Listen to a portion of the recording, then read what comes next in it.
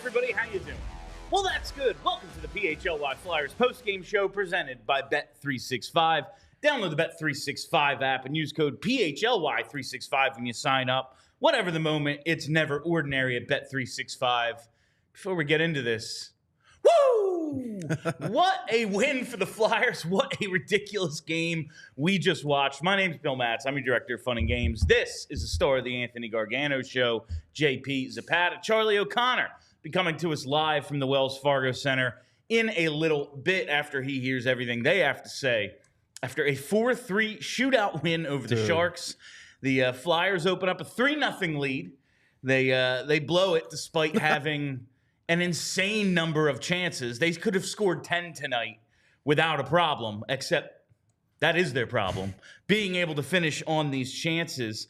They ultimately outshoot the Sharks 43-31, but only convert 3 of those shots through the first 65 minutes. It goes to the OT, and our boy Matvei Michkov comes through. Travis Konecny, who had, let me see, I just had this from Natural Stat Trick. In all situations tonight, Travis Konecny, 5 shots on goal, 11 attempts, 6 individual scoring chances, 4 of which were high danger. Oh, God. And just somehow was unable to, he could have had a hat trick and then some tonight, Travis Konecny. But when it matters most in the shootout, he takes his little fadeaway flip going right to left over the goalie's glove, and it works again for him to ice the shootout winner. JP, what'd you think of this one? Oh, dude. I mean, listen, it doesn't matter if it's 2023, 2024. Playing the Sharks is super frustrating. You get the win here tonight, it's great, but it should have been much more easier, right? Like, they were talking about it during the second intermission. It's like, going to third period, you're thinking like, all right, well, let's just stat pad a little bit. But then here comes the Sharks in the end of the second. They get 2 on you now. It's a 1-goal lead heading into the third period. And you're just thinking, oh, well, are we about to blow this? And, well, we almost did. But you get the win in the shootout, which is cool. But, yeah, that's a really frustrating win there. It was in doubt, and it really felt like it shouldn't have been for so much of the game. But that's really what it comes down to for the Flyers is, like, that's the thing they struggle to do the most is finish off. Like, they are a good defensive team, we can say at this point. Yeah. When Sam Ersson plays the way he did tonight and they block shots, they get in lanes, they turn defense into offense, they are winning the possession battle pretty regularly the last few games. It's the whole finishing part, and that's, it's really hard to score in this league. High-end players score a lot. Flyers don't have a lot of those guys, and so that's what they struggle with. But I talked about in pregame, I went back when I was doing some Sharks prep last night and watched the show following the Sharks loss, the loss to the Sharks last year when they got their first win of the season. And one of my major complaints in the rant was that the Flyers should have been so freaking excited to show up and play an 0-10-1 Sharks team that gave up 120 goals or something, and they were giving up goals at an incredible rate. They had 2 games that week they gave up 9 or something. It was like the Flyers should have been so excited to show up and play a team that's like, we actually get to pad our stats tonight. We're gonna go for this thing, and they went through the motions and had very little in the first 40 minutes of that game. Tonight, that was not the case. 2 goals, 11 shots in the first period, 1 goal, 14 shots in the second. They have some chances in the third. Ultimately, they blow the lead, but it's because they can't finish. Overtime, Sharks had a majority of the chances, but mostly thanks to Matvei Michkov's penalty at the end of regulation. They start on a power play, but they just couldn't finish. There was my frustration in that game last year was like, how do you not show up going, oh, tonight's my night. Oh, man, I got a contract coming up. I'm feeling good, man. Let's bury a few. Really pump those numbers up. 1 or 2, 3, 4 points tonight. And they just looked like crap for the first 40 minutes of that game. Tonight, they look great. They just could not finish on a lot of their chances. And it's not even, some of these weren't even like, oh, yeah, what are you going to do? Vitek Vanacek, I guess he's just going to show up and play well. Now, he made some saves, but there were just a lot of open nets and things like that they missed. And listen, that's a whole different problem, and it is frustrating in the moment. But it's process over results for this team. And the process, I thought, for a lot of the game was good. I thought they got a little loose at the end of that second. And obviously, you don't want something like Michkov taking a frustration penalty to start overtime. But I liked what I saw out of the team tonight, despite it just being like, how don't you score there? Like, there was like 5 times where it was like, I don't know, it seems harder to have not scored in this situation. And they did that like 5 times. But I'm not nearly, they won and it's fun and Michkov comes back and scores and all that. But I'm not nearly as frustrated. I really do, though, hope that Charlie gets a chance to talk to TK because he's just got to be so relieved he scored in the shootout. Oh, my God. He could have had 5 goals tonight. And I know they said that during the broadcast. And it's like, well, no one scores on all their chances. But these were great. It wasn't like, oh, yeah, he had a 2-on-1 and just missed a little or the goalie made a nice glove. No, these were side of the net with no goalie in sight, and he just bunted it like 3 times somehow. So hopefully Charlie has some quotes from TK. But yeah, I was, in terms of process, you came in against a team that gives up a lot of shots, gives up a lot of goals, and you dominated the possession battle for quite a bit of this game, even in the third period where they end up blowing the lead. They outshoot the Sharks 16-7. Hard to argue with the process tonight. Just a few mistakes here and there made this game way closer than it needed to be. Way too close. It was like the first half of that Cowboys game yesterday, honestly. God. Like, if it was just a day where you show up and don't screw up, you win 21-0, And it was like at halftime, how are we intent on keeping them around? And then they pull away. The Flyers never pull away in this one, but it was just a couple dumb mistakes. Yeah, man. It's a good parallel there. I mean, obviously the Cowboys got a good pass rush, and then like tonight with the Flyers. I mean, it's just the Sharks just kind of they stayed put, man. They did not panic, right? And listen, we talked about it in the pregame show. Like they're coming off of a game where they may have gotten a little bit of confidence up in North Jersey, and then they come down here and it's like 3-0, but they didn't hit the panic button. And for the Flyers, dude, like it's just a missed opportunity is one of the storylines of this game because they had countless of opportunities. And Bill, you alluded to TK, dude, the one where Vanacek leaves the net wide open and TK just unfortunately misshoots the puck and it goes to the side of the net instead of going into the net. And it was like little opportunities like that. I mean, dude, in OT, Michkov, a great play to get the steal down low. We've seen that a few times. He's got a good defensive stick in those situations. He's such a good puck handler that it works of, if you're in stick length, I might be able to steal this thing. Yes. And then he drives it to the net. He's trying to win the game. All right, fine. You're the best scorer on the team. That makes sense. But you just see Richard-Poehling sitting there completely unchecked in front of the net, and it's like, I don't know, give him a chance. At the very least, there's a scrum, and now you both can get in there maybe and try to push one in. But that was another just, how don't you, it's 2-0 down low with your best player there, and like you really don't get enough of a chance on the play.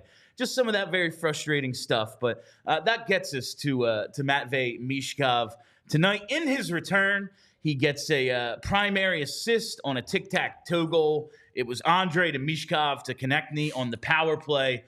Really good puck movement. It seemed as if on the first power play, they were trying to set that up, or at least set up a Andrae to Michkov on a kind of down low one-timer chance, and Andrae just kind of whiffs on the pass. They never get it. And then similar play is there again on the second attempt. They execute, Mish gets it in front, and TK just jumped all over that, fallen over himself to bury that puck, and it was a great shot on a night where TK will mostly be remembered for not capitalizing on his chances. That was a hell of a goal and some really good puck movement on the power play. And then Michkov gets one of his own. It was Tony Dick and Zamula made a defensive play on the boards. And this is what we saw last year from this offense. Mm-hmm. Mish is on the weak side. Puck is loose over here, and he bombs down the side. Poehling scoops up the puck, gets it to Michkov for the breakaway. He doesn't miss. That's a goal there. Then, of course, he gets the shootout goal, which was just, I'm beating you to that post, dude. You can try to flop, but I'm still putting this puck in the net. So that was good stuff. I liked what we saw out of the Richard-Poehling-Michkov line. I thought Mish looked for the most part, really good tonight. A bunch of chances, the way he's supposed to impact the game. You can't take that penalty at the end of regulation. Like he's shot on Celebrini. Yeah, gets the shot in on Celebrini, and the first one is fine. Just two guys kind of pushing a little bit, and then as time's winding down, he just sticks a jab in there. Imagine if they dropped the gloves, dude. And listen, I'm all for Michkov sticking up for himself and being physical and playing with an edge. He needs to do that stuff.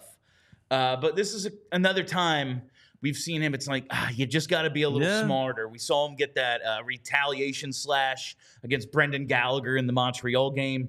Then out of the box in overtime, he had a 2-on-1 chance, and he had that chance down low. Really good game for him tonight. Some things to clean up. But I did see there was one point in the third period. One of the things they really wanted him to focus on was when he's the highest forward in the offensive zone and a defenseman goes down low to pinch, try to keep a cycle alive or something, he needs to cover for that defenseman. And I saw Andrae do it in the third period, crash down as Michkov's coming out, and Mish didn't stay put. He came back and made sure he was in the right spot. So little thing, but I think that was one of the things they really wanted to focus on. But it's the highlight reel scoring for Mish that's everyone's gonna focus on, and 2 points tonight. Yeah, I mean, you talked about TK getting the game winner, and thank God he did that. Well, thank God Michkov got that goal in the shootout too, because like we talked about at the end of overtime, man had an opportunity there to get a nice little assist, and you saw the confidence too. Like that's the thing, like. This, we'll talk more with Charlie about the healthy scratch. It does seem like he did benefit, but also too, like it's really good seeing him out there because the offensive talent that he has. That's something that we absolutely need, Bill. Well, no matter what happens throughout a game, like he might blow some coverages, he might not make every play you want him to tonight. Couple of points, really good, but you just see it and in overtime, couple of chances, shootout, scores the goal. He just has the possibility for him to score is ever present. And there's so few guys of that like that on this team, basically none, that it's hard to make an argument to ever take him out of the lineup. But I do think while back-to-back games is like, all right, sit him for one, make sure he knows what he sat for, make sure he knows what he's supposed to be doing. But two, all right. But at least it was on the road. He comes home. He's back in there. And I do think, I want to ask Charlie this as well. Yeah, they wanted to teach him some things. He hadn't been playing great. I do think he was getting a little sloppy. How much, they talked about a mental reset. How much of it was a physical reset? Okay. Like, how tired is he? How tired was he? Like, just going back to his last couple of seasons, really, since he turned pro. Like, he played 48 games last year. He played 47 for Sochi after he got sent there because he played 6 minutes in the one game for SKA, and they were like, all right, we're loaning you to Sochi. That was it. He only played in the KHL last year. He played basically 47 games. The year before that, he played 55 games between, a whole bunch of different like the MHL, the VHL, then the KHL, a couple international tournaments, not the highest end competition for a lot of it. Now he comes over here. In the first 9 games, he averaged over 19 minutes. We talked about the crazy schedule, the 3 back-to-backs in the first 7 games, whatever the hell it was. Yeah. Maybe he just needed a little rest too. And listen, you need him to be in shape and you need him to be able to deal with the grind as he progresses. But I don't think it's crazy to be he's not learning anything with heavy legs out there. He's not going to get any better if he can't keep up. So let's sit him a couple games. I understand that line of thinking. That's going to be interesting to monitor as we go down the line in the season, see how his body does hold up after game 50, after game 60, game 70. So that'll definitely be something to kind of keep an eye out for. But, I mean, no, it's interesting to kind of just dissect the healthy scratch. And in many ways, obviously, the mental part, you bring up the physical part about it. But, I mean, overall, it seems like it may pay off, especially on the defensive side for Matvei Michkov. And we got another great stat here from NHL Public Relations. Matvei Michkov posted 2 points in his return to the Flyers lineup and scored his 5th goal of the season, the most among all rookies. And then you see double dips in return to lineup. Michkov tied Ron Sutter and Bob Kelly for the 6th most multi-point games by a Flyers teenager, behind Pete Zezel, who had 18, Lindros, who had 15, Zubris, who had 12. I did not realize that. Gagne and Mike Ricci both had 7. And just looking at when his birthday is, I believe it is December 8th. And the Flyers remains a teenager until December 9th. Between now and then, Flyers play 12 games. So a chance to move up that list a little bit. I just thought that was a cool little extra piece of trivia here for Michkov. Good company. He's looking really, really good. Yeah, he is. The other elements of his game are going to be a work in progress, but he creates scoring chances on a regular basis. What I love, too, just like the team aspect of this, Erik Johnson scores the first goal, and then like right before the faceoff, Giovanni Smith's heckling with Matvei Michkov, and here comes Erik Johnson stepping in for him. Good stuff. Johnson, 15 career fights, but at this point, he doesn't need to get pummeled by anyone. No. And he kept his distance and tried not to get beat up. But it is good. It's being a good teammate, stepping in there for the teenager. You can't let him fight that fight. And that's good stuff from Erik Johnson. We talked about this line of Poehling and Tony Dick and Matvei Michkov tonight. And like I said in pregame, it was okay. I guess this is what we're doing. And then I thought about it for a second, and I thought, these are two guys with some speed, with a little more offensive talent than we think maybe. You put them with Matvei, maybe he gets on the third line a little bit more favorable matchups, especially at home when you can control who he's out there against a little bit more. And maybe with that kind of speed, we'll see some more rush chances, because that's one thing we really haven't seen enough of from Mish. He's really good on the power play. Once they're in the offensive zone, he creates stuff, but haven't seen a ton on the rush. And tonight we get 2 rush goals out of that line. Anthony Richard has the 1 assist on the Erik Johnson goal. Mish is out there for that. And then Poehling finds Michkov for the 2nd goal. Michkov was out there every time they scored, except for TK's shootout goal. He was out there on the power play. His line scored the 2 even strength goals. He scored in the shootout. He had a very positive impact on tonight's game, and I think I'd keep this line together for at least as long as you can, until you need to make a decision on Anthony Richard when you need to bring back Cam York. I mean, dude, honestly, I want to see more from Richard. His speed, it stands out when you watch the play. You saw it on that first goal, the way he was able to skate up on the ice there. But, come on. Do we need to see more D'Lo? And, we have to talk about Morgan Frost later on, but, I would love to see Richard. I would love to see what people think about it too, because Richard has shown us something in these last couple games. He has, and I want to talk a little bit more about Mish and some other young Flyers performances tonight. But before we do that, I got to tell you about our friends at HelloFresh. What is HelloFresh?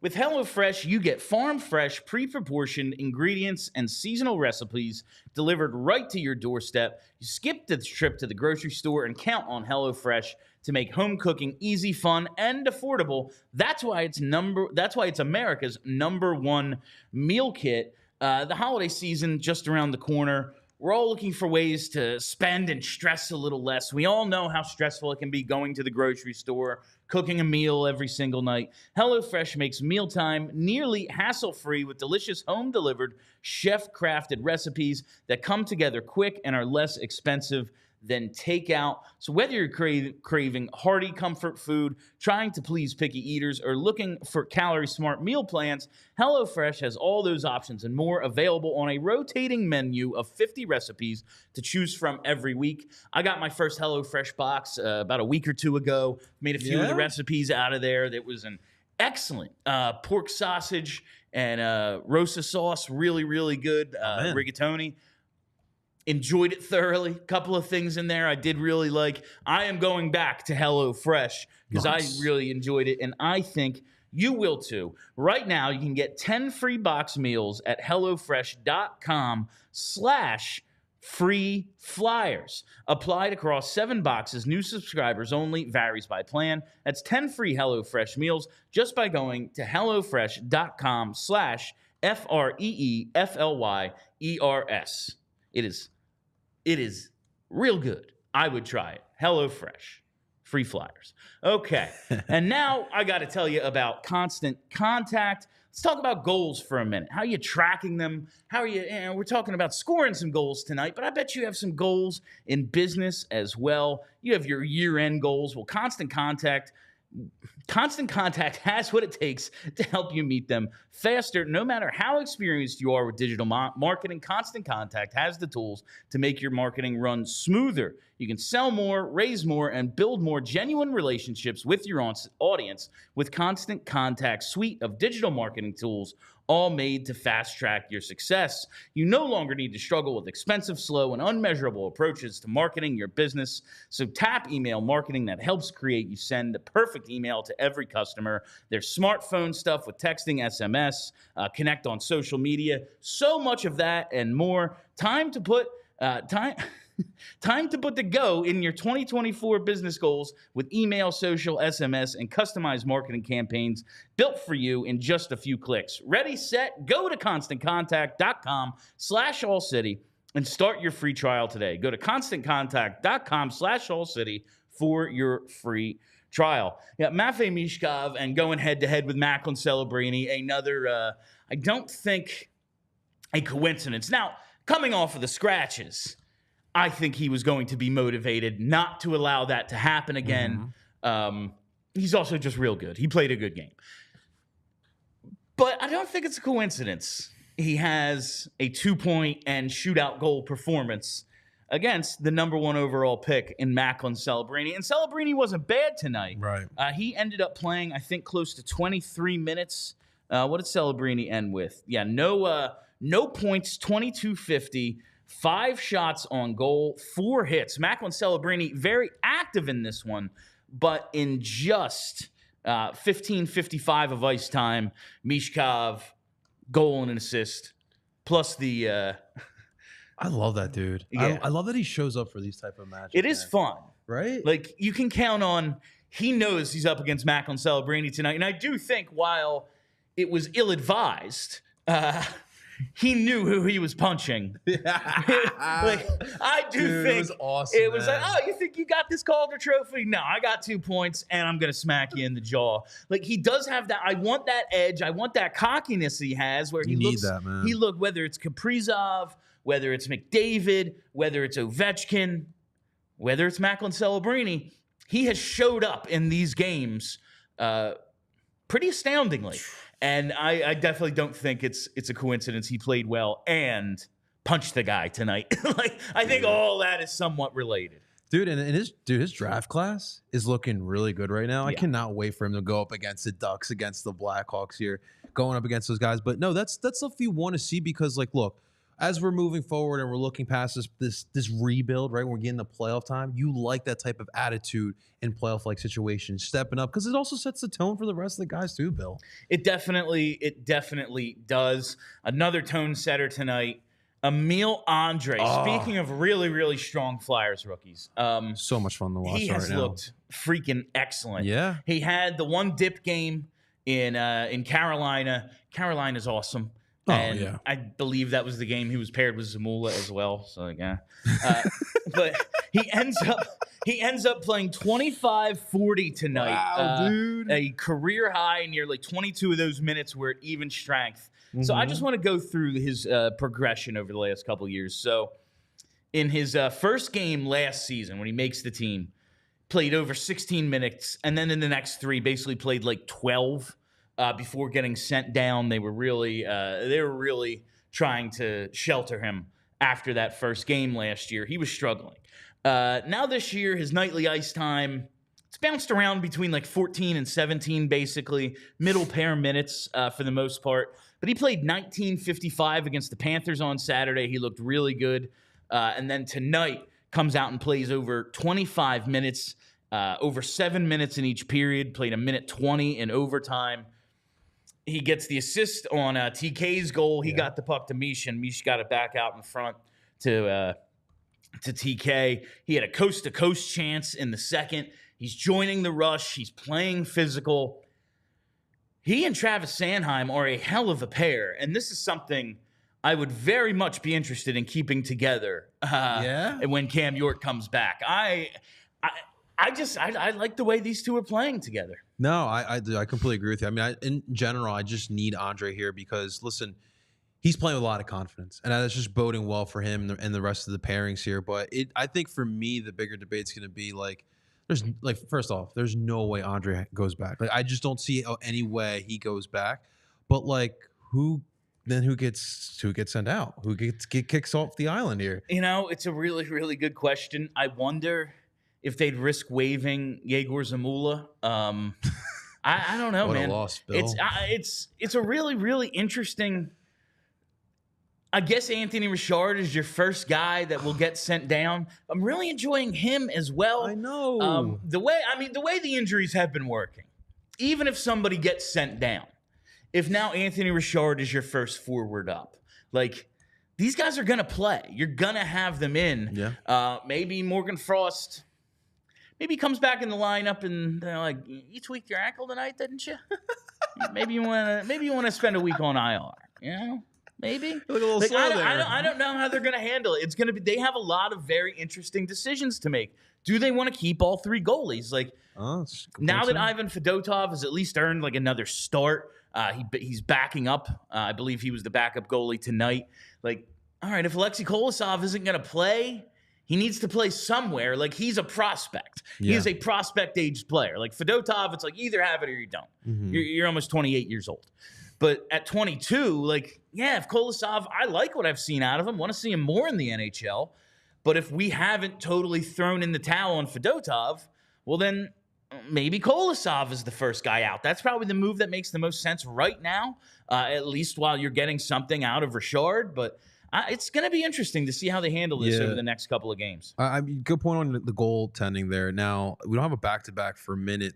It's the end of this month is their next one, the 29th, I think. Right. So, I do want to see more from Fedotov. Would you put him in this Saturday against the Sabres? The Sabres, you could. I don't really want to. Obviously, I don't really want to see him in the next game against Ottawa. No. The way maybe. Sam Ersson's playing, it's real hard for me to take him out right now. But we also don't want to fall in that trap of, Ersson again. Now, there's, like you said, not back-to-backs. That's not the situation. Mm-hmm. But got a lot of games going to shootouts. Facing decent amount of shots tonight. Ersson was big in OT tonight. Sam Ersson played a really strong game. Gave up the 3 goals. I can't really fault him for any of them. Really good shot through a screen. There's a deflection in front. It's just stuff that. What are you gonna do? A couple of the goals, but in overtime, he ends up making, I think, 5 saves in overtime. He was absolutely huge, especially on that penalty kill. Very impressed with the way Sam Ersson's playing, and now he's put together. It's 5 games in a row for him. Coming into tonight, in the previous 4 games, he'd stopped 81 of 85, stops 28 of 31 tonight. He's got a .940 save percentage over his last 5. Now, the Boston game where he gets hurt is in there. Right. He only faced 8 shots, but those were all in the first period. That game could have got out of hand real fast. For and sure. He kind of kept them in that Boston game early. He's been really, really solid. You do have to find that balance of he's our number one, he's playing well, we want to keep this going, and we don't want to kill him again. Yeah, because we saw that before. That's pointless. We don't this season isn't enough about winning for it to be we have to play him every game. Yeah. They don't care about winning enough for that to be justifiable. Because obviously this season, we need to find out what Ersson is, but we also do need to find out, if we have other goalies too besides Ersson. So you need to find out what Ersson is, and you can't do that if you do what you did last season. And it does we have 3 goalies up here right now. They need to play. They need reps. Ivan Fedotov, I don't know if he's any good at all. He might not be, but he definitely needs to play so we can find out. He looks solid at Tampa. Yeah, Alexei Kolosov, I don't think he's actually ready for the NHL, but he looks fine. He's all right. Needs to play at some level. So they have to find that balance. But there's no So doubt that Ersson has been really freaking good lately. He absolutely has, and made some big saves here tonight, keeping you in the game, and it's like part of the Ersson thing. Like there are nights where it's like, wow, Ersson looks really good here tonight, and then like, listen, obviously we talked about last year, and like that was just a bunch put on his plate there. But there's like a mental aspect of Ersson that I just love. Like I feel like that's what keeps him in here. But yeah, I mean, I need to know more about this whole goalie situation in general. Yeah, and we'll figure out how they're going to handle it. Like you said, no back-to-backs till the end of the month. And at that point, it's like, well, yeah, someone else is gonna play. But I do think there has to be that balance. As good as I want to say Emil Andrae was tonight, and he did have the assist, played over almost 26 minutes, 4 shots on goal, 2 blocks. Travis Sanheim has been a beast lately. Really, really taking command of this defense since Cam York has gone down, has had a strong last few games. Travis Sanheim plays 30-21 tonight, doesn't pick up a point, but takes 37 shifts. 37 shifts in a 65-minute game, 4 shots on goal, a couple of blocks, made a really good defensive play to get back on what could have been a breakaway and not allow a chance on that, and didn't take a penalty either. Travis Sanheim, I have never been the biggest fan. I can understand why. But every guy that we have put with Travis Sanheim this year, it's like, oh, they're playing great. Like, yeah, Cam York early. It's like, yeah, we have high expectations for Cam York. These two together, strong pair. Then all of a sudden, York's hurt, and it's like, Rasmus Ristolainen had a garbage start to the season. He looks. Oh, they gave him 10 more minutes a night with Sanheim, and he looks fine. He looks great. And now he's with Emil Andrae, and I think Emil Andrae himself is playing well, but I don't think it's a coincidence that he looks like one of the best defensemen when he's out there with Travis Sanheim. I have to give it to Sanheim. Dude, why does my head go to Ivan Provorov? Remember we were trying to find the perfect pairing with Ivan Provorov, and now we have Travis Sanheim. Dude, you can put anybody with him, and they look great next to him. My head just went right there. I know, and that was one of those things. Like, I think they at least asked Provorov about playing the right side, and he was like, "I'm a left side defenseman." And they kind of thought the same thing about Travis Sanheim, so they never really wanted to put them together. I think they did try it at one point. I think so. But never for any extended period of time. But now you see it with Sanheim. He moves back to the right tonight because they moved Andrae up into that top spot on the left side. Maybe that could have worked because Sanheim has turned himself into a pretty damn good right side defenseman for a left-hander. Maybe that would have been the thing that could have kept Provorov around here a while. But I do have to give it up to Sanheim because I have been a skeptic for years of Sanheim. Just didn't understand what he was. Right. And maybe I'll just never shake those draft expectations of thinking, that one year with the Hitmen, I think he put up some huge numbers. It was like, okay, he's going to come here, be a real offensively oriented defenseman. He had decent offensive numbers last year, really for the first time. But maybe that's never going to be who he is, but he's just a solid all-around player. And, yes, defensively, he's been great. And, honestly, since Tortorella's gotten here, his game has gotten much better. But, Bill, I will look further than that. He's been playing like an absolute leader. He's been leading by example to the point where, down the line, if Coots or Lotz somehow leave, right, I'm looking at Sanheim with an A on his sweater because just the way he's been playing, the way he's been leading, that's something that has also been added to his arsenal this season. It has. I'm going to get to a little bit more here before we bring in Charlie O'Connor. First, I got to tell you about getting your flu shots at Rite Aid. That's right. Listen, Halloween is behind us, but there's so much fun coming up. Lots of sports, whether you're into hockey, basketball, football, so much going on. Thanksgiving, the holiday season, all the family get-togethers. You don't want to miss it. You don't want to be sick for that. It sucks being sick. So get a flu shot at Rite Aid. And while you're at the pharmacy, you can ask your pharmacist for a vaccine review and recommendations so you get caught up on all your vaccinations for the year. The CDC recommends getting a flu shot every year because a person's immune protection from vaccination declines over time. So you got to help protect yourself against the flu by getting your annual flu shot at Rite Aid today. Flu vaccination may reduce a child's risk of severe life-threatening influenza by 75%. So help protect your family and those around you as well, because flu viruses are constantly changing, according to the CDC. So get your annual flu shot, formulated to help protect you against this year's expected flu strains. Getting vaccinated where did this go? Getting vaccinated helps provide the best protection for all sorts of wintertime illnesses. And while you're at the pharmacy, you can stock up on cough, cold, flu, and allergy essentials. Rite Aid has what you need to get you through the season. Just walk into your local Rite Aid or schedule at riteaid.com. State, age, and health restrictions apply. Ask your Rite Aid pharmacist for details. And while we're here, you get your flu shot, you're ready to go out, you're ready to get to a game, and the best way to do it is with Game Time, baby. That's right. And with the new feature, Game Time Picks, which filters out all of the fluff so you only see the absolute best deals on the best seats. It's absolutely insane. You need to check out Game Time today. It's what makes it the best secondary ticket marketplace. But all the old features are there as well that help make Game Time such a great ticket marketplace, like the all-in pricing. Just toggle it on and you'll never have any surprise fees. See exactly what you're paying and see exactly where you're going to sit with the seat views. And they have the lowest price guarantee, where Game Time will credit you 110% of the difference if you find tickets in the same section and row for less elsewhere.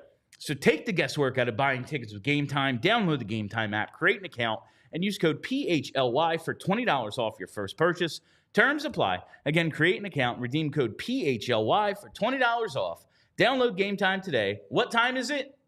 Game time. Also, looks like Austin Mancini in the chat went to the game, and he brought up the fact after Michkov came in the box in OT, he looked motivated and ready to get the win. Yes, I do think that was he had a couple of chances there, and maybe that is part of what motivated him not to send that puck out front to Richard-Poehling after he gets the strip down low, because he is just looking to very much, he's like, no, damn, I played this really strong game. I did everything I was supposed to do, and then I take a dumb penalty at the end of regulation. I have to make up for that. And he did. He gets a chance on the rush, just sends it a little high. May have hit something, and then puck goes into the corner. He gets the strip coming out of the corner, tries to take it to the net himself, doesn't quite finish that play.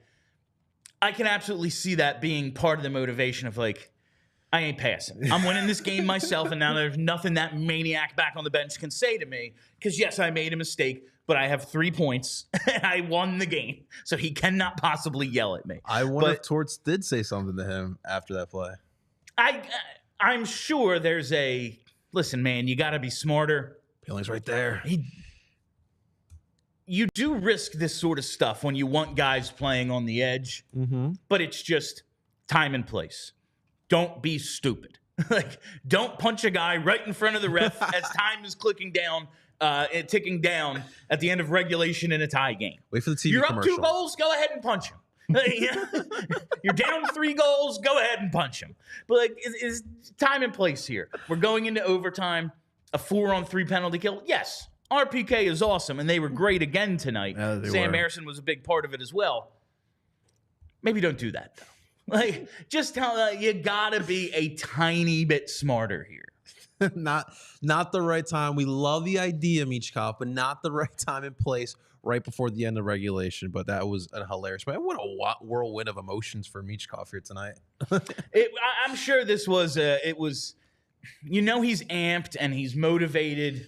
He wants to come out from his 2-game benching and show the coach he's wrong. So he's amped in that sense. And now, before I can finish that thought, I am amped to introduce Philadelphia's #1 hockey beat reporter, best hair on the beat as well. It is Charlie O'Connor coming to us live from the Wells Fargo Center. Charlie, that was it was a zany game. I enjoyed watching it. It was fun. What were your thoughts on the game and the message from the team and John Tortorella postgame?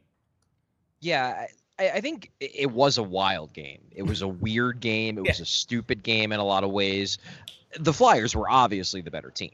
And there's a world where the Flyers win this game, 8-3, 8-2, whatever, where they score way more goals because they had so many chances. And I'm not just talking about like, oh yeah, they had some quality chances in front of the net. No, I'm talking about like open nets. Wide open. I'm talking about plays where like, in all of the other alternate universes where this game is played, the Flyers at least score 6. I don't know how they didn't finish on a couple of those plays, but they didn't. And they kept letting the Sharks in the game. They have a little bit of a lapse. John Tortorella talked about it after the game. He said, we had about 2 or 3 minutes in that second period where we just had a lapse. We just stopped playing smart hockey. He noted a bunch of guys. He said Tippett, Michkov, and Couturier, all 3 of them on separate occasions, extended their shifts too long. And they got burned for it. And they give up a couple goals because of that. The game tying goal, it's a fluky play. It bounces off Owen Tippett, goes right to a guy's stick who was actually covered quite well. I mean, Erik Johnson's in position. It's just the puck bounces right to the guy he's covering and he puts it in. Like, that's just a fluky play. The thing is that if you had scored 2 or 3 more goals with all the chances you had, it doesn't matter that they got a fluky play because you've already run away with the game. I like the way the Flyers played the vast majority of this game. They deserve to win. The process, for the most part, was strong, and I feel really good about the fact that it seems like they brought the improvements to their process that they made over the final couple games on that road trip. Looks like they brought them home, so that's a good sign. That said, I mean, San Jose stinks. We know that. They're not a good team, so this wasn't the toughest competition. And I guess you could spin this in a negative way if you really want to and say, it's a disgrace they blew a 3-0 lead to the Sharks. To a point, I guess I understand that kind of pessimism, but I watched this game. The Flyers killed this team. Like, they should have won this game by 5 goals. The main reason why they didn't is because you just kind of shrug your shoulders and say, it's hockey. It's a sport played on a sheet of ice with a bunch of guys standing with knives on their feet. Like, sometimes weird shit happens, and I guess credit to the Flyers that all that weird shit happened, and they still found a way to win the game. Yeah, and that was kind of my point. Like, last night, I actually went back and watched, Charlie, our show from last year after they lost to the 0-10-1 Sharks. And, like, one of my major complaints was, like, the Flyers should have come out so excited for the opportunity to pad their stats against an AHL team, And instead, they kind of just went through the motions for the last 40 minutes. And by the time they turned it on in the third, it was like, well, their goalie's feeling it, and it's too late. You lost. Congratulations. You blew this one. And that's not how I felt at all tonight. They were the hardworking team. The Flyers aren't the Flyers aren't that good either. That's we kind of just saw who they are tonight. This is why they need to be a volume shooting team, because they cannot finish on their chances, no matter how wide open the net is. They struggle with that. Yeah, they struggle with that one thing specifically. So it's like you can't blow a 3-goal lead. There are some things you just go, what the hell are you thinking out there?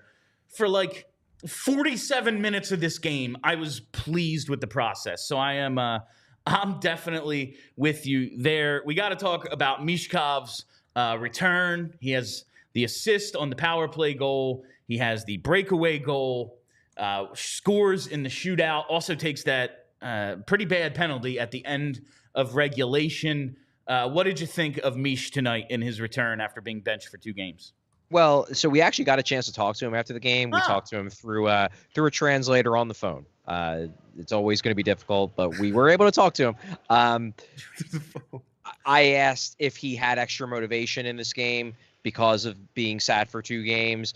He actually had it was a really good availability. Like, he came off really, really good. He had one joke he made where somebody asked him about him being scratched, and he was kind of like, well, if I would be scratched anywhere, nice to happen in Florida, like that kind of thing. Like, I was so he actually came off as good. Pretty media savvy in this one, even though it was through a translator. But he more or less said in response to the question about motivation, he's like, look, I'm motivated in every game, and it wasn't special.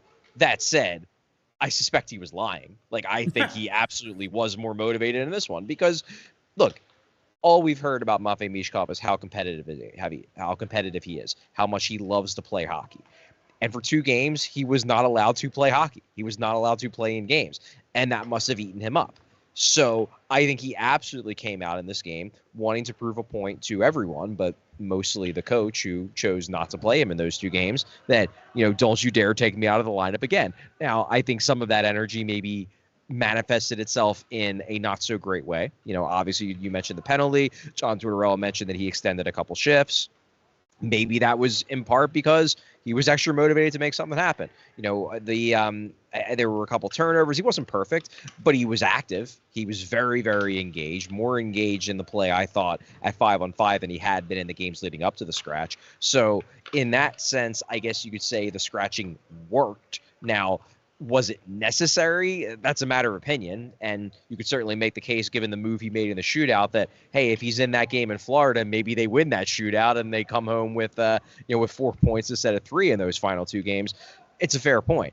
I think, to me, the best part about this game, though, is just the fact that we now know that he's not going to respond negatively when facing this type of adversity. Like, this is John Tortorella. John Tortorella is going to do this. There's a decent chance he's going to do this again at some point this season because it's John Tortorella. It's what he does. He scratches people. He loves it. It's like one of his favorite things in the world to do. But like Michkov, like everyone on the team, has to learn how to adapt to the unique coaching style of one John Tortorella.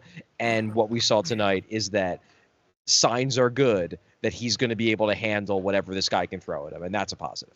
Charlie, we joked around a lot this off season, this summer, coming into camp. Like, if you don't think there will be a time Michkov is centered by Ryan Poehling, you just haven't been paying attention. It's going to happen. It happened. So when you tweet out the lines today, my first reaction was, oh, Jesus Christ, here we go. But when I thought about it for a second, you have Anthony Richard out there, good speed, offensive skill. Ryan Poehling, a little more skilled than we think, really good speed. The one thing we haven't seen out of Mish offensively, I thought, at least not enough, is rush opportunities. Tortorella told us last year the reason they wanted to go to that rush-based offense was like, well, the Mad Russian's coming over. We got to get ready for him.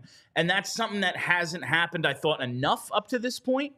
You get him out there with some speed, maybe things start going that way, and we get a breakaway goal out of him. Richard had the assist on the Eric Johnson goal with Michkov out there as well on a rush goal. I like the line. What did you think of those 3 together? I mean, they were fine. Somebody on Twitter came up with the name, the RPM line, which is great. I totally dig that. Good stuff. With the 2 speedy guys, totally dig that. Great acronym. Look, I'm not expecting this line to stay together very long. Like, honestly, in all respect to Ryan Poehling and Anthony Richard, but Michkov should be playing higher up the lineup. He should. And the Flyers know that. The Flyers know he should be playing with guys that have a bit more offensive upside at the NHL level than Poehling and Richard can bring. For this game, though, it was fine. I thought Michkov obviously is the most skilled player on that line, but I thought Poehling and especially Richard, who I thought looked good for the second straight game and is certainly making a case for him to maybe make that Morgan Frost benching last a little bit longer than one game, because Richard looks good. Yeah. Now, like, does he look good enough to be up with the team the rest of the year? But I think he looks good enough to stay in for Thursday's game. I would say that, and I don't know who's going to come out if they have designs of getting Frost back in. But point being is that, no, I do not think this line is going to stay together. I do not think the Flyers are going to be like, well, we gotta have Michkov with Ryan Poehling. But for tonight, for this game, it worked, and I guess props to Torts on that. I guess. Yeah, we'll talk more about that tomorrow, Charlie. Because I actually have some thoughts, but like it's post game. We want to get you in and out of here. Just one more on Michkov. I realize he'd been making mistakes, and apparently there was a lot of, the John Tortorella. Listen, I'm not going to let him keep making the same mistake over and over. He needed a mental reset. Also, just looking at the amount of hockey he's played over the last couple of years, like 55 games a couple of years ago at like mostly not the highest level of competition. Only like 47 games last year in the KHL with Sochi. How much do you think he needed a physical reset as well? Like maybe he's just a little tired. His legs are a little heavy. I don't know how much I buy that. Like, look, he may have benefited from it. He may have benefited from having a few extra days off. I don't know how much I buy that was part of the thinking. Okay. from the Flyers' perspective.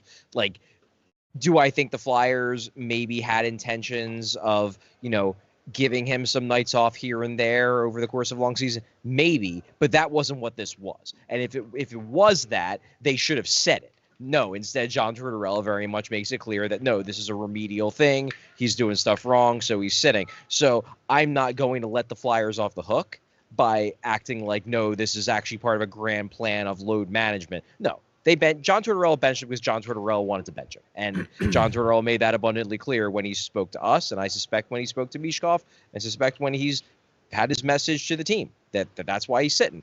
So not going to let the Flyers off the hook on that front. That said, doesn't mean that Michkov can't benefit from getting a couple extra days. And, the fact that, as you said, he hasn't played 82 games. Eric Johnson actually said that, in his post game tonight, that, hey, kid's never played this long of a season. Maybe he could benefit from it, and maybe he could. But I don't think that's the reason why this happened. And I am not willing to let the Flyers off the hook by giving them an out on this. He was sat because John Tortorella wanted to sit up. Hey, Charlie, real quick, I want to talk about Emil Andrae. He's been one of the storylines over the past couple games. He gets a point off the assist here today. I mean, we all know Cam York's coming back soon. There's no way Emil Andrae gets set back down, right, Charlie?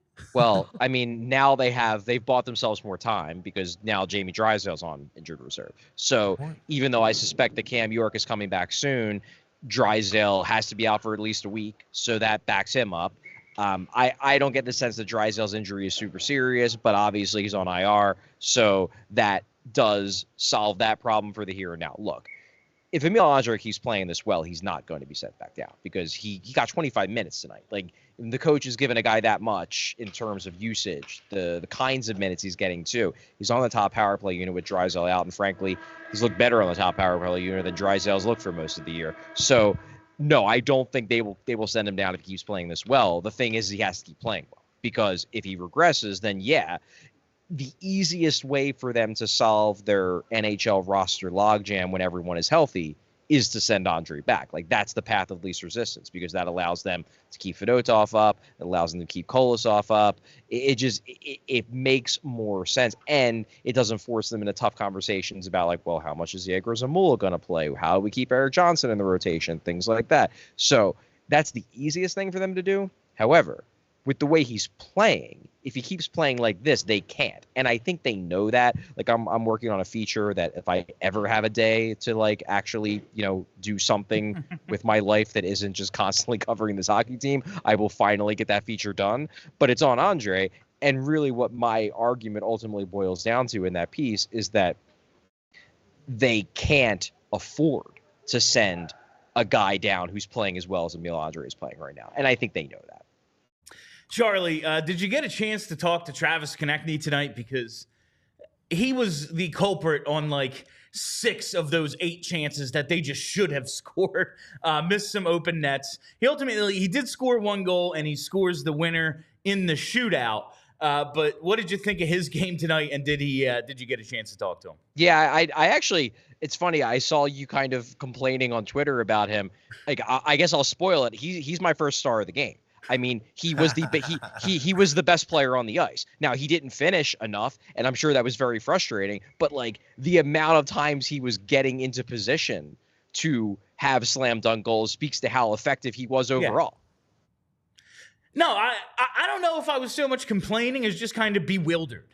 Like, it was just sort of like, how is this even possible? Before we get to stars, I just got one more here, Chuck. I want to give Andrae all the credit in the world. He has been really good. But if you look at the Flyers defensemen this year, whether it's Cam York to start the year, and we have high hopes for Cam York, so it makes sense. But then Risto, after his first few games, gets put with Travis Sanheim. Suddenly, he looks like he can play again. Now, Emil Andrae, it's like, is he our best defenseman? He can't get sent back down. Jesus. How much credit should we be giving Travis Sanheim? Because I think he's been really good lately. Well, I think we're talking about 2 separate things, because Andrae, the way he got put up with Sanheim was because he was playing really well away from Sanheim. Now he's playing well with Sanheim. It's not that I don't think Sanheim's helping him, but I think Andrae is just playing real well, and the fact that he's continuing to do it with Sanheim in a first-pair role is really impressive. Andre's playing very well. However, Travis Sanheim's also playing really, really well. And I would actually say, and I've kind of been workshopping this in my head for a few days, the more games I've watched, I think this is the best version of Travis Sanheim we've ever seen.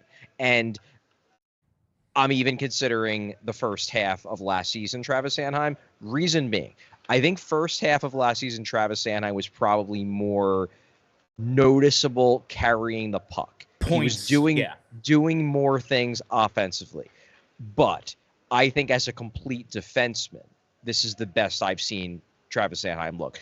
He's making plays defensively that, and I you know me, I'm a big Travis Sanheim fan. I have a lot of respect for his game. I've long been a much bigger fan of him than you have been in the past. But there were plays that, like, when they would pop up in a game, I would see the play developing and I would be like, oh, it's Sanheim. Like, he's not gonna cover this well. Just because, like, I've watched it for so long, it's like, oh, there's a guy in front and he's like bigger than 6 foot. Like, this is going to be rough. He's probably not going to win that battle. There's a board battle and Sanheim might not be as engaged as he needs to be to win it. And that puck is probably going to continue to stay alive. Like, there were just things that I would see in him and just be like, yeah, he's probably not going to do that. Well, this year he's doing that.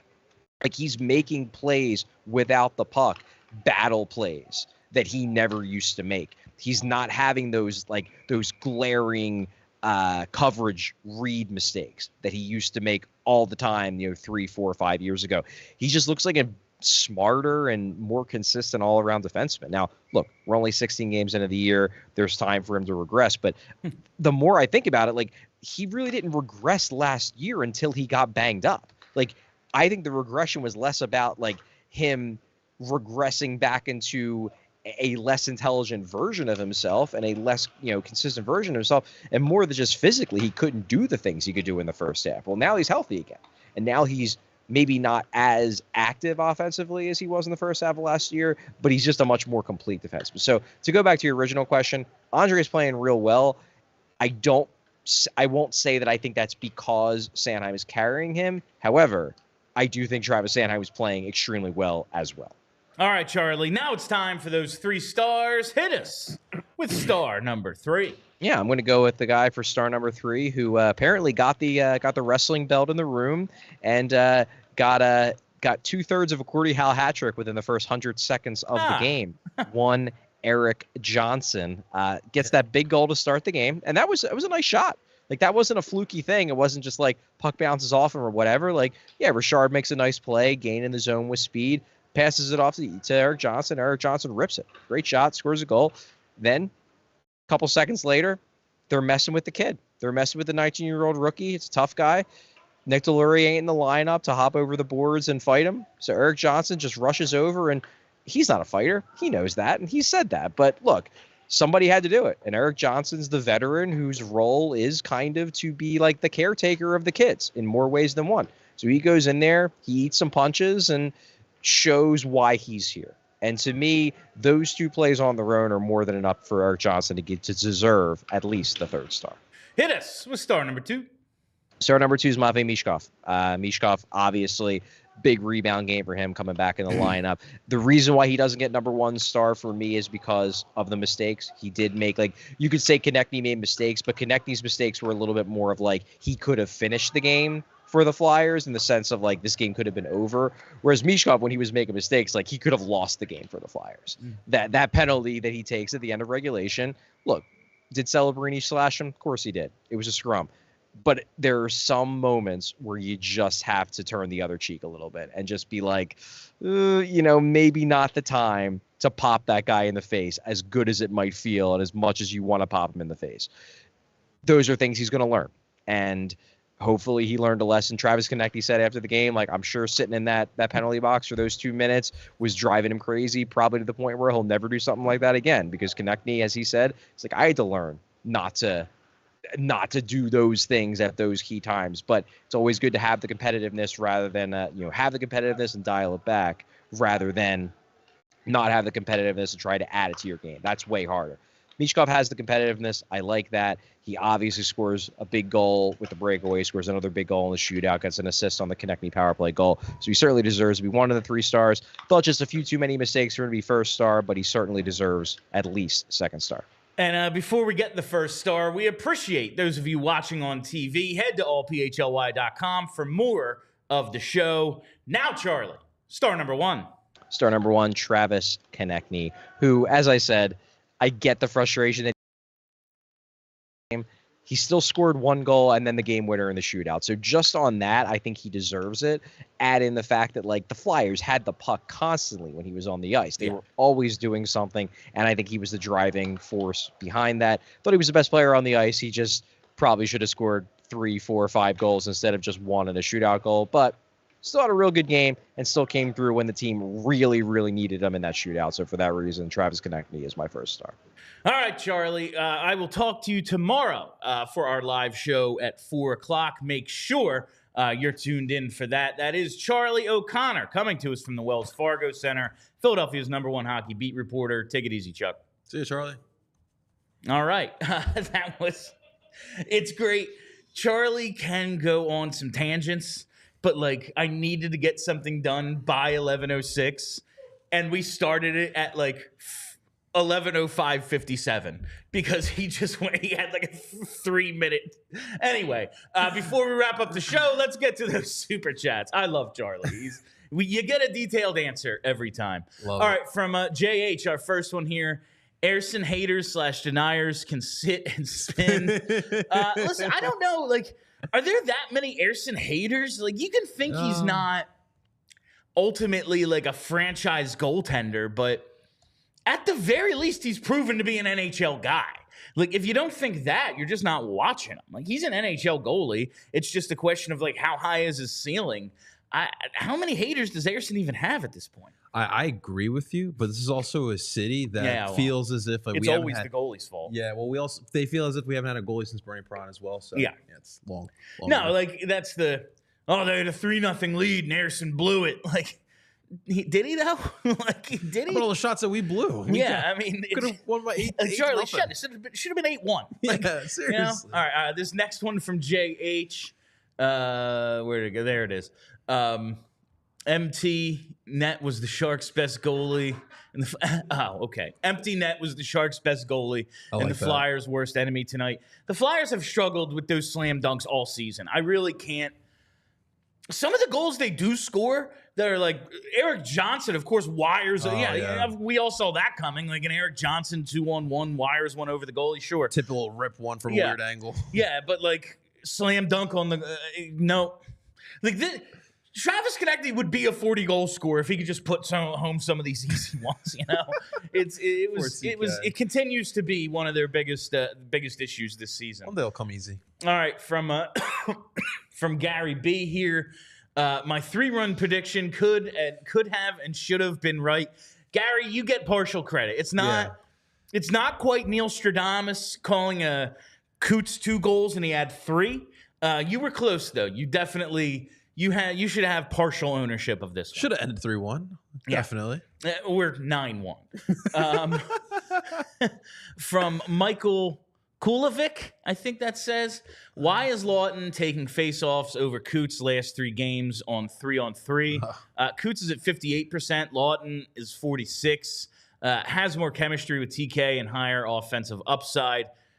They do like the Lawton TK pairing. It's so good on the penalty kill. They are able to spring each other.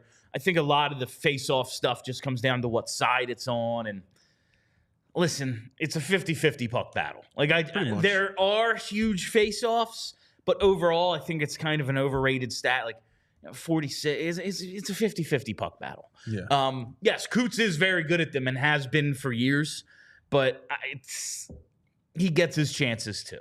It was just Lotz's night or Coots' night tonight. I mean, yeah. All right. Hat trick. Patrick. He says Luchenko, Tippett, Tony Dick, a line too fast to see. Oof. I really want to get some of that. Really want to get some of that speed out there together, and that's why I don't have the biggest problem. It's something we're going to talk about tomorrow on tomorrow's show with Charlie because for right now. And we'll see how long Anthony Richard even stays up. For right now, I don't know if Michkov needs to be playing 20 minutes a night. I don't know that he needs to be playing with Tippett or something when, like, I don't know. We talked about this pregame. I just don't know if there's a good answer for the type of player that should be with Matvei Michkov right now. So for right now, I kind of like the fact that it's, do these guys have the highest offensive upside? No. But they do things that work with Mish. Yeah. And I'm okay with that. Absolutely. All right, from Vince Pellegrini. Of course, we get one from Vince. Why not us? It was a fun win tonight. But you do see a little reason why not us, because they were up 3-0 on the Sharks and had to go to a shootout. like that's part of the reason why not us. But always appreciate the optimism. And finally, Vineet Singh, York or Andrae, who is better in 3 years? It's a tough question. Man, York is just so solid. Yeah. But different games, right? The trajectory of Andrae right now, like we just, like my answer is York, because we've just seen so little of Andrae. And I don't know if he's just on a heater or if he's going to get better from here. Mm-hmm. We know there's a baseline with York of he's at least pretty good. Yeah. Like Andrae, nothing but high marks right now, but I just haven't seen enough to be like, oh, he's definitely going to be better than York. I think the more interesting question is Andrae or Drysdale right now. And I hate the answer. I really like what I'm seeing out of Andrae. That's not the problem. But yeah, I don't think it's hard to argue. This Drysdale injury buys them time more than anything. I don't know how hurt he is, you know? Yeah. He hasn't been great. I thought he looked okay with Sanheim. I thought they were decent, but you look at some of the underlyings and it's like, no, they haven't been. Well, that's one of the things we talked about going to this year. One of the big things for Drysdale, not only just improving his game, but also staying healthy on the ice. And here's now he has to miss at least 7 days, you know, like grand scheme of things, you miss 2, 3, 4 games. Like, all right, it's not really a big deal. It's contact sport. Dudes miss time.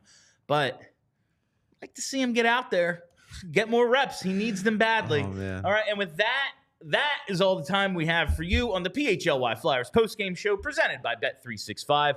Download the Bet365 app and use code PHLY365 when you sign up. Whatever the moment, it's never ordinary at Bet365. Thank you all for listening. Thanks for hanging out. Make sure you tune in at 4 o'clock tomorrow for me and Charlie live right here. We'll be back. Is it Wednesday we have the watch-along? When's our watch-along? Thursday we have it. Wednesday we're off, right. Thursday we have a watch-along for the Ottawa Senators against Giroux. That'll be fun. So make sure you tune in for that. We're going to have a real good time. Follow us on Twitter at PHLY_Flyers. Follow the podcast. Just search PHLY Flyers. That's it. I'm Bill Matz. That's JP Zapata. Till next time, let's go Flyers. Go. We all silly like the mayor.